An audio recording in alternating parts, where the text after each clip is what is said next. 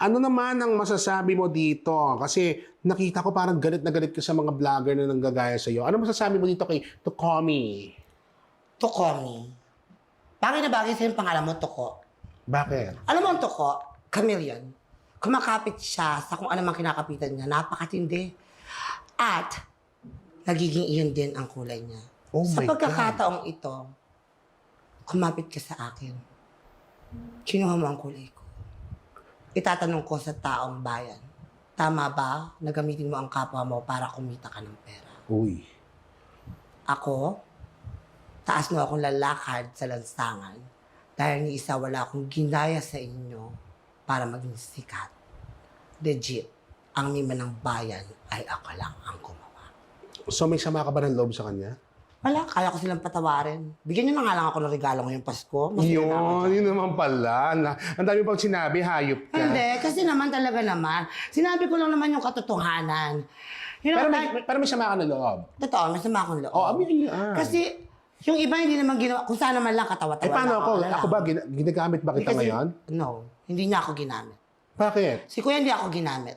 Why? Why? There is a big difference between ginamit and not. Ngayon magkaharap kaming dalawa. Pareho kaming vlogger. Pareho kami nagpapakitaan ng punto de vista sa isa't isa. Uy, ganda nun ah. Nagpapatamaan sa isa't isa. Tinitingnan hanggang saan ang aming kakayanan. Uy. Pero wala kaming sinagasaan. Oy. Iyon ba ang ginamit? Walang ginamit si Kuya at bayad ako. Oh, yung mga yan, nagdamit ng dila, umartid harap ng istante, sinabi na, ang definisyon ng pagnanakaw Teka lang, ay umarte siya harap ng ano? istante. Di ba totoo naman? No, totoo yun. Ako prangka lang ako, ha? Sige. Alam niyo kung papayagan lang ako magmura, mamumuti kayo sa akin. Wag. Huwag kayo Diba? wag. Hindi, ako proud lang ako. Sa lahat na nandito ngayon sa studio ni Kuya Recker, malalaman niyo kung totoo ang tao o hindi. Malalaman niyo kung ang sinasabi niya ay totoo o hindi. Because a person can feel the person in front of him. Bobo ang hindi nakakaramdam ng kanyang kaharap. Paano ako? Anong pakiramdam mo sa Well, akin? matalino ka katulad ko. Why? How you say so? Oh, pero mas mataba ka lang kaysa sa akin. Oh my God! Oh my God! Oh, she! Wala ba kayong palakpak dyan? Totoo lang ang nanay niyo. Oh, sa mga nalalait sa akin, tapusin na natin to. Asar na ako sa inyo, totoo lang. Naglalait ako. Hindi na bakit nalalait ka? Hindi ikaw nga, hindi nga ikaw eh. Ba't nilalait mo ako? Bakit nilalaitin? Sabi mo mataba ako. Hindi naman, you're such chubby. Chubby ha? Yeah. Hermione, Yeah! I'm Harry Potter. Harry Potter? I'm Potter. Yeah, you're Harry Potter? Okay, balik po tayo. Alright, balik tayo doon. Okay. Sa mga vlogger, nagdamit ng dilaw.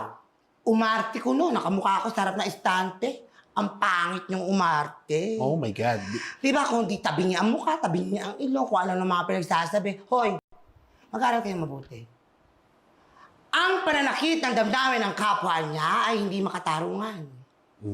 Ang pagpapahiya sa inyong kapwa ay hindi rin makatarungan. Pero somehow, it's a form of flattery, Now, di ba? Can you please Alright. let me explain? I'm sorry. Karapatan ko ito. At kukunin ko ang pagkakataong ito. Hinahamon ko kayo, mga matitino at sikat kunong vlogger. Magharap-harap tayo.